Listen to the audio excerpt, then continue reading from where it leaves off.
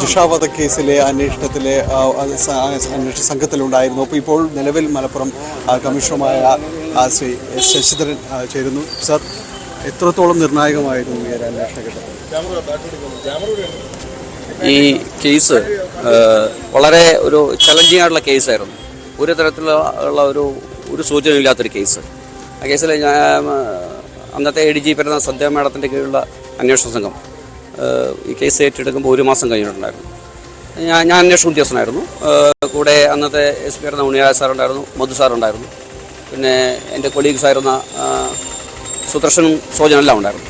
അപ്പോൾ ഞങ്ങൾ അന്വേഷണം ഏറ്റെടുത്ത് വിശദമായ അന്വേഷണം നടത്തി പ്രതിയെ പിടിക്കുന്ന എത്രയോ മുൻപ് തന്നെ, ഞങ്ങൾ അന്വേഷണം ഏറ്റെടുക്കുന്നതിന് എത്രയോ മുൻപ് തന്നെ, ദിവസങ്ങൾക്ക് മുമ്പ് തന്നെ യഥാർത്ഥ പ്രതിയുടെ DNA എക്സ്ട്രാക്ട് ചെയ്ത് കഴിഞ്ഞിട്ടായിരുന്നു.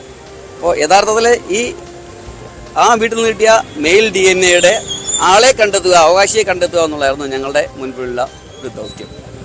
അപ്പോൾ അതിൽ ഞങ്ങൾ അന്വേഷണം ഏറ്റെടുത്ത് 10-12 ദിവസങ്ങൾക്ക് ശേഷമാണ് ഈ പ്രതിയെ കിട്ടിയത്. അത് കറക്റ്റായിരുന്നു. അത് പല കോണുകളിൽ നിന്ന് പല ആരോപണങ്ങൾ വന്നിരുന്നത് ഞങ്ങൾക്കതൊരു പ്രശ്നമായിരുന്നില്ല. കാരണം ഞങ്ങൾ കൃത്യമായ സയൻറ്റിഫിക്കായുള്ള അന്വേഷണം നടത്തി സയൻറ്റിഫിക് എവിഡൻസോടുകൂടെ ഞങ്ങൾ പ്രതിയെ അറസ്റ്റ് ചെയ്തിട്ടുണ്ടായിരുന്നു. അതുമാത്രമല്ല കുറേ ഓറൽ എവിഡൻസ് ഉണ്ടായിരുന്നു. പ്രതി ഇറങ്ങിപ്പോകുന്ന കണ്ട ആളുണ്ടായിരുന്നു.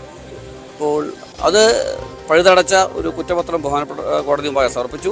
പിന്നെ അതിനുശേഷം സ്പെഷ്യൽ പബ്ലിക് പ്രോസിക്യൂട്ടർ, അദ്ദേഹത്തെ എടുത്തു പറയണം, അദ്ദേഹവും ഞങ്ങളുടെ റിട്ടയർഡ് SP രാധാകൃഷ്ണൻ സാറ്, പിന്നെ സ്പെഷ്യൽ പബ്ലിക് പ്രോസിക്യൂട്ടറുടെ കൂടെ ഉണ്ടായിരുന്ന മറ്റ് അഡ്വക്കേറ്റ്സ്, ഇവരെല്ലാം അശ്രാന്ത പരിശ്രമം നടത്തി. ഞങ്ങൾ പല സമയത്തും ഡിസ്കസ് ചെയ്ത് വിശകലനം ചെയ്ത് എല്ലാം എടുത്ത എഫർട്ടിൻ്റെ ഫലമായിട്ടാണ് ഈ ഒരു സാക്ഷിമൊഴികളില്ലാതെ ഇത്തരമൊരു വലിയ പ്രമാദമായൊരു കേസിൻ്റെ ഒരു പൂർണ്ണതയിലേക്ക് പോകുമ്പോൾ എത്രമാത്രം ഇടപെട്ടതായിരുന്നു മൊത്തത്തിലുള്ള ഒരു ശാസ്ത്രീയമായ ഒരു അപഗ്രഥനങ്ങളും അത് ഈ കേസിൽ വളരെ നിർണായകമായിരുന്നു. എക്സാക്ട്ലി. കാരണം അവരെ ആ സംഭവ സ്ഥലത്ത് തന്നെ കിട്ടിയ എവിഡൻസസ്, അതിൽ നിന്ന് പ്രതിയിലേക്ക് നയിച്ച കാര്യങ്ങൾ, ഇപ്പോൾ പ്രതിയുടെ വിക്ടിമിൻ്റെ നെയിൽ ക്ലിപ്പിങ്സിൽ നിന്ന് കിട്ടിയ മെയിൽ DNA, വിക്ടിമിൻ്റെ പുറകുഭാഗത്ത് കടിച്ചിട്ടുണ്ടായിരുന്നു അക്യൂസർ, ആ അക്യൂസറിൻ്റെ ആ സലേവയിൽ നിന്ന് കിട്ടിയ DNA, വിക്ടിമിൻ്റെ ചുരിദാർ ടോപ്പിൽ നിന്ന് ബോത്ത് സ്ലീവ്സ് നിർമ്മിച്ച DNA.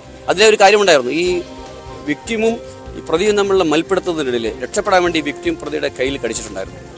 അതിൽ നിന്നുള്ള ബ്ലഡ് ഈ വിക്ടിമിൻ്റെ സ്ലീവ്സിലെല്ലാം ആയിട്ടുണ്ടായിരുന്നു.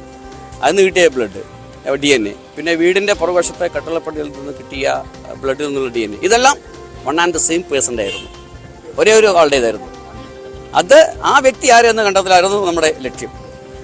കേരളത്തിൽ വലിയ രീതിയിൽ ചർച്ചയും പ്രൊട്ടക്ഷനൊക്കെ ഒരുപാടുണ്ടായ കേസായിരുന്നു. എപ്പോഴെങ്കിലും സമ്മർദ്ദത്തിന് അടിപ്പെടേണ്ടി വന്ന ഒരു ഘട്ടമുണ്ടായിരുന്നു? ഒരിക്കലുമില്ല. ഒരു അന്വേഷണ ഉദ്യോഗസ്ഥനെ സംബന്ധിച്ചിടത്തോളം അന്വേഷണ ഉദ്യോഗസ്ഥൻ്റെ ലക്ഷ്യം ശരിയായ രീതിയിൽ കുറ്റമറ്റ രീതിയിൽ അന്വേഷണം നടത്തി പ്രതിയെ കണ്ടെത്തുക എന്നുള്ളതാണ്. അവിടെ അന്വേഷണ ഉദ്യോഗസ്ഥനെ സംബന്ധിച്ചിടത്തോളം അവിടെ ഊഹാപോഹങ്ങളോ അല്ലെങ്കിൽ അസംഷൻസോ ഇല്ല. കൃത്യമായ തെളിവുകളുടെ അടിസ്ഥാനത്തിൽ മുൻപോട്ട് പോയിട്ട് ആരാണോ പ്രതി അവരെ കണ്ടെത്തുക എന്നുള്ളതാണ് ലക്ഷ്യം. ആ പ്രതിക്കെതിരെ തെളിവുകൾ നിരത്തി ബഹുമാനപ്പെട്ട കോടതി മുമ്പായ കുറ്റപത്രം സമർപ്പിക്കുക എന്നുള്ളതാണ് അന്വേഷണ ഉദ്യോഗസ്ഥൻ്റെ ലക്ഷ്യം. അവിടെ പിന്നെ വേവറിങ്ങിന് ആവശ്യം വരുന്നില്ല. സത്യസന്ധമായ അന്വേഷണം പിന്നെ ഭയപ്പെടേണ്ട കാര്യമില്ലല്ലോ. അതിൻ്റെ വിജയം കൂടിയാണ് ഇന്നത്തെ ബഹുമാനപ്പെട്ട കോടതി വിധി. അതെ, തീർച്ചയായിട്ടും.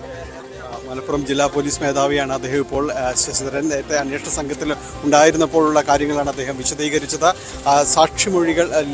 സാക്ഷികളില്ലാതിരുന്ന ഒരു കേസിൽ ശാസ്ത്രീയമായ വഴിയിലൂടെ കേരള പോലീസ് കുറ്റവാളിയെ കണ്ടെത്തുകയും അവർക്കുള്ള ശിക്ഷ, പരമാവധി ശിക്ഷ നേരത്തെ ജില്ലാ പ്രിൻസിപ്പൽ സെഷൻസ് കോടതി വിധിച്ചിരുന്നു. ഇപ്പോൾ ഹൈക്കോടതി കൂടി അത് ഉറപ്പുവരുത്തിയിരിക്കുന്നു.